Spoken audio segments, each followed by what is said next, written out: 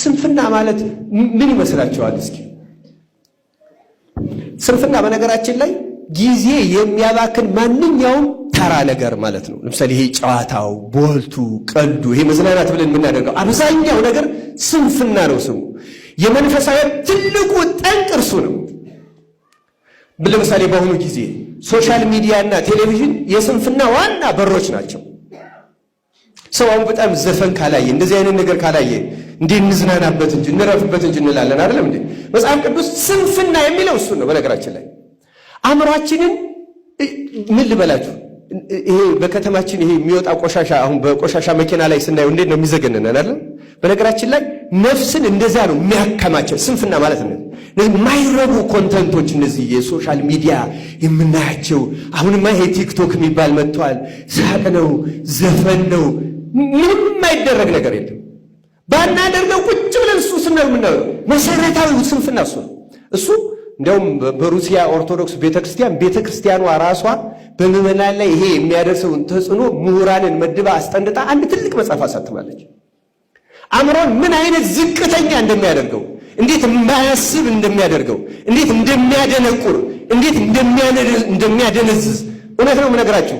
እናያለን እንሰማለን እንጂ አእምሯችን ከእንስሳ በታች የሚያደርገው እንዲህ ያለ ስንፍናን በትክክል አናውቀው። ስራም በአግባቡ አለመስራት ብቻ ሊመስለው ይችላል ሰው። ስንፍና እንዲህ ያለው ነገር ነፍስን እጅግ የተቆጣጠራት አንችልም እኮ። አሁን ቁጭ ብለን ሰው ወደ ስልኩ ነው የሚሄደው። እስኪዩት አይደለም እንሄደው ልጅን ራሱ አሁንማ የኛ ሀገር ሰው ልጅ ማሳደግ ስለማይችል ልገላገለው ብሎ ምን ነው የሚሰጠው? ሰው መርዝ ይሰጣል ለልጁ። መርዝ እኮ ነው የምንሰጠው። ለምን ከፈልጋችሁ አእምሯቸውን ሊያሳድጉ የሚችሉ እነዚህ የሚገጣጠሙን ልክ ይሄ ክሬቲቪቲያቸውን የሚያሳድጉ ብዙ ገንዘባቸው ቀላል አይደለም አውቃለሁ። ውድ ሊሆን ይችላል፣ ለብዙ እኩል ላይቻል ይችላል። ግን እንደዚህ አይነት መጫወቻዎችን ገዝቶ እኮ ተጫዋች ነው ማለት ያለበት ልጅን ከፈለገ። በእኛ ሀገር ደግሞ እንደ ውጭ ሀገር አይደለም፣ ሰብስቦ ማጫወት ይቻላል። በእውነቱ እንዴት ሰው ልጁን ይገላል? በእውነቱ አሁን እኮ እኔ እርግጠኛ ይሄ ምንድነው የሚባለው የመጀመሪያው የህፃናት ትምህርት ቤት ምንድነው በእንግሊዘኛ የሚባለው?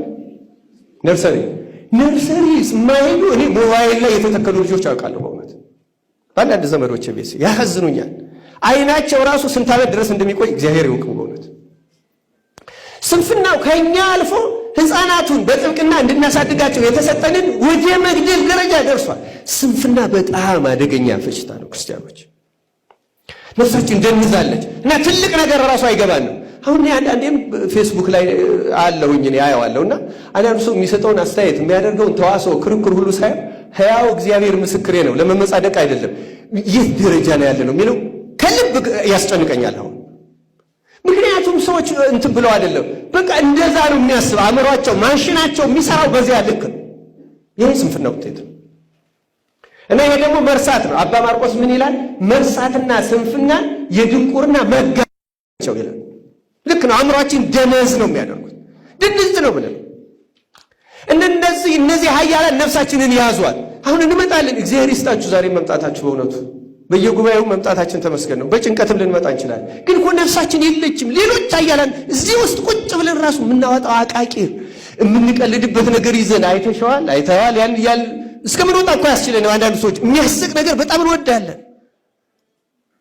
ሁሉ ሰው ኮሜዲ ሆኗል በዚህ ዘመን። በእውነቱ ስንፍና ማለት ይሄ ነው። በእውነቱ ስንፍና የሚያስቅ ነገር፣ ቧልት ነገር፣ ተራ ነገር ውርድ ያለ።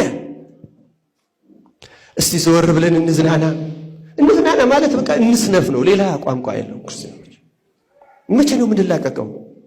ይህ ሁሉ ጉባኤ መማር ከዚህ ካላላቀቀ ምን ያደርግልናል? እግዚአብሔር ከነዚህ ኃያላን ነፃ ያወጣል። ቅድም